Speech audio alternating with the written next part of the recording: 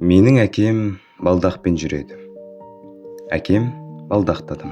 Мен оған еш намыстанбаймын. Бір-бірімізді жетектеп жүріп, өмір қиыншылықтарын бірге жеңіп келеміз. Әкемнің қалай балдақ ұстауға мәжбүр болып қалғанын білмеймін. Оның айтуы бойынша, мен әжемнің қолында өсіппін. Бірінші сыныпқа барғанда анам мен мектепке келдім. Әкем біздің қасымызда ұзақ жыл болмады. Көбіне әжемнің қолында тәрбиеленгендіктен ата-анаммен ісім болмайтын. Өйткені мен тәрбиеленген үйде маған қажетті нәрсенің барлығы бар еді.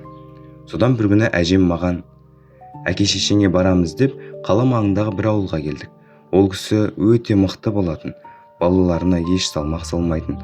Волга көлігін айдап жүре беретін. Сонымен келсек, әкем бізді есік алдында балдақпен күтіп алды. Мен еш нәрсе түсінбедім. Үйге кірсек, дәл дастархан да жасалмаған екен. Ұзақ жол жүріп келген менің көзім бірден жейтін нәрсені іздеді. Анам әбден жылаған, көзі қызарып тұр, әжеме көп нәрселерді айтты. Келін, мына балаға жаның ашымаса, екеуіңді де алып кетем. Балама зорлап сені ешкім қоспады. Күйеуің ақша тауып, дүрілдеген кезде жер көкке сыйғызбап едің. Мүгедек болғанда саған салмағы түсті ме? Деп біраз сөйледі. Мені ойнап кел деді де өздері сөйлесті. Мен далада мұңайып отырмын. Анамның мүгедек азаматпен бір шаңырақтың астында тұра алмаймын, ажырасамын деген естідім. Әкем тіс жармады. Бір кезде бәрі далаға шықты. Жүгіріп қастарына келдім. Әкем, сен шешеңмен қаласың ба, әлде бізбен кетесің бе деді. Мен жыларман болып әжеме тығылдым. Өйткені анамның жанында тіпті болған емеспін. Анам дегені болмаса, маған жат адам секілді.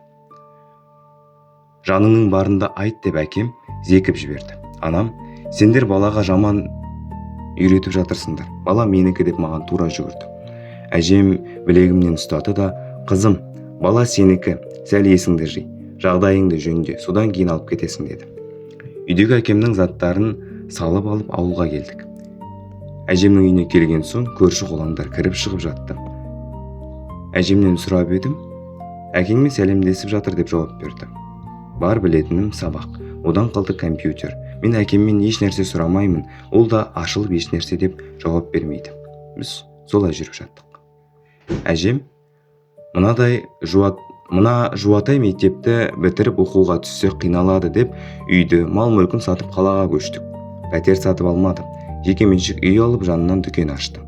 Бір бөлмені аяқ киім жөндеу дүңгіршегіне айналдырды. Әжем сатушы, өзі тасушы, әкем етікші. Біраз уақыт шаруасын дөңгелеткен соң монша, асхана ашты. Ауылдағы жұмыссыз бала шағасын, немерелерін әкеліп жұмысқа салып қойды. Жері кең үй екен, созыла беретін сияқты. Әкем екеуміз ұзақ сырласамыз. Тағдырым деп арақ ішіп кетпеген, темекі де тартпайды. Әжемнен оның жағдайын суыртпақтап сұрасам, тағдырдың маңдайына жазғаны дегеннен аспайды. Уақыт деген зымыран. Анам болса сол күйі бізге жоламады. Әжемнің жанында жүргендіктен мен соншалықты анамды іздемедім. Мектепті жақсы бітірдім. Жоғары оқу орнына да қиындықсыз түстім. Әкем оны туыстарына жуып берді. Анамды шақырттық, бірақ міз бақпады. Оқу басталар алдында маған менің көзімнің тірісінде үйлен. Мен олай-бұлай болып кетсем, далада қаласың. Әкеңе қарайлап жүріп қаласың. Жағдайларың қиын болады деді.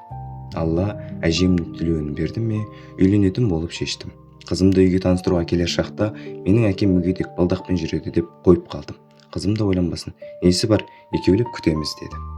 Мойнымнан бір ауыр жүк түсті деген нақылдың мәнін енді түсіндім. Міне, содан бері тату-тәтті өмір сүріп келеміз. Әжем бақилық болған. Бүгінде көп балалы әкемін. Әлеуметтік жағынан жалғыз екенімді сезбегеніммен, туыстық жағына келгенде қатты жалғызсыраған кездерім болды. Басымнан кешкен өмірімді өсиет етіп айтатындай жағдайды көрген соң, жастарға өнеге болсын деген ниетімді қолға алған едім. Жақында балдақты жанды көрдім. Күтімі болмағандықтан алақан жайып садақа сұрап жүр.